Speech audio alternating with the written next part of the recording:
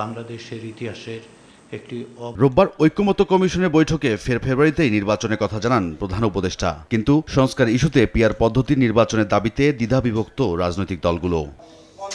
রাজধানীর দক্ষিণখানে বাংলাদেশ প্রতিবন্ধী কল্যাণ সমিতির 3 দিনব্যাপী শান্তি প্রতিষ্ঠাকারী প্রবক্তা শীর্ষক প্রশিক্ষণ অনুষ্ঠানে যোগ দেন বিএনপি স্থায়ী কমিটির সদস্য আমির খসরু মাহমুদ চৌধুরী। অনুষ্ঠান শেষে পিআর প্রসঙ্গে সাংবাদিকদের প্রশ্নের উত্তরে জানান, দেশে রাজপথের পর্ব শেষ হয়েছে, এখন সময় জনগণের মালিকানা প্রতিষ্ঠার। আরও বলেন, নির্বাচন পিছিয়ে গেলে বিপদে পড়বে দেশ।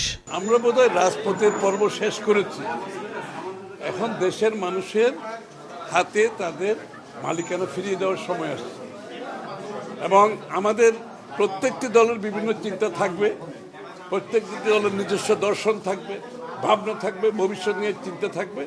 এটার একমাত্র পথ হচ্ছে জনগণের কাছে গিয়ে আগামী নির্বাচনে ম্যান্ডেট নিয়ে আপনারা যে যা চান সেটা করতে পারবে। বোঝায় সেটা হচ্ছে গণতন্ত্রের সমর্থন নিয়ে আপনাকে পরিবর্তন করতে হবে। জনগণের সমর্থন ব্যতীত প্রত্যেকটি দলের তো চাহিদা থাকতেই পারে, সেটার একমাত্র পথ হচ্ছে নির্বাচনে গিয়ে জনগণের ম্যান্ডেট নিয়ে পরিবর্তন করা যেতে পারে। এর বাইরে কিছু করতে গেলে সেটা গণতন্ত্রকে বাধাগ্রস্ত করবে। বাংলাদেশের মানুষের বহুদিন পরে মালিকানা ফিরে পাওয়ার যে প্রত্যাশা, ভোটের মাধ্যমে একটা নির্বাচিত সরকার সংসদ গঠন করবে।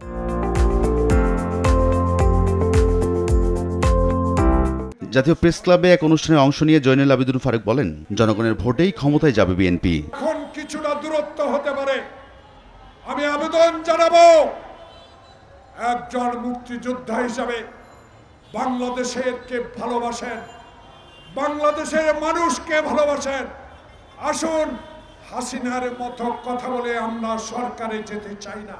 তাই আমার নেতা তারেক রহমান বলেছে, বাংলাদেশে আমার ভোট আমি দেব।